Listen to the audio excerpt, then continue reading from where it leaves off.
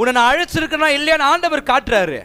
உன்னை தெரிந்து கொண்டிருக்கிறேனா இல்லையான்னு ஆண்டவர் காட்டுறாருயா. He will prove. அவர் ப்ரூவ் பண்ணுகிற நேரம் வந்தாச்சு. இதுக்கு தான் அழைச்சிருக்கிறாரா? அதுக்கு தான். எந்த பிளான், வெறும் ஊழியம் மாத்திரம் இல்லை, எதுல இருக்கட்டும், God wants to prove that he is with you.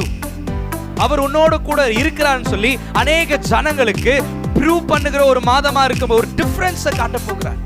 I'm going to show a difference. எல்லாருக்கும் பஞ்சம் வரும், உனக்கு வராதியா? எல்லாருமே இந்த யுத்தத்துல ஜெயிக்க மாட்டாங்க, நீ ஜெயிப்ப. இஸ்ரவேல் ஜனங்க வளர்ந்துனே இருக்கிறாங்கன்னு சொல்லி பார்வோ என்ன பண்றான்? அவங்களுக்கு கடுமையான வேலைகளை கொடுத்துட்டு என்ன பண்றான்? இவங்க குழந்தைய பெத்தெடுக்க கூடாதுடா, இதுக்கு மேல இவங்க பெருகவே கூடாதுன்றான். எக்ஸோடஸ் 1ல சொல்றாங்க, வார்த்தை எழுதி இருக்கு, எந்த அளவுக்கு எகிப்து இஸ்ரவேல் ஜனங்களை ஒடுக்குனாங்களோ அந்த அளவுக்கு அவங்க பெருகுனாங்கன்னு தான் பைபிள் சொல்லுது. இன்னைக்கு யாருன்னா உன்னை ஒடுக்குறாங்களா? கவலையப்படாத, அந்த அளவுக்கு நீ பெருகினே இருக்க போற. No one can stop what God has called you for.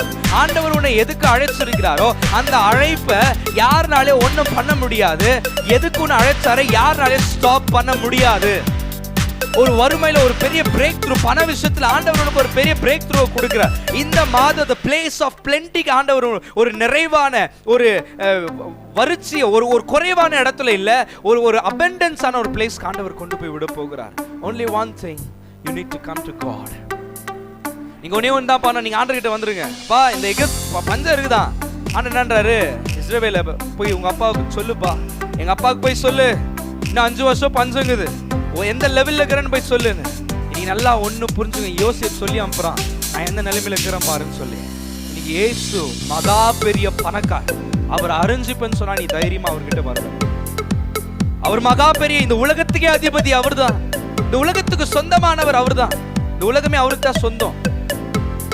உனக்கும் எனக்கும் இருக்கிற சொந்தம் அவர் ஒன்று தான், அவர் ஒண்டி தான். பைபிள் சொல்லுது உண்மையான நம்மளுக்கு சொந்தம் என்னன்னாக்கா ஜீசஸ். அப்பான்னு கூப்பிடுங்க, அம்மா எல்லாம் கூப்பிடுங்க. உண்மையான ட்ரூ ரிலேஷன்ஷிப் என்னத்துல இருக்குன்னா பிரதர் பிரதர் பிரதர். நம்மளுக்கு பிக் பிரதரா இருக்கிறாரு, சகோதரரா இருக்கிறார்.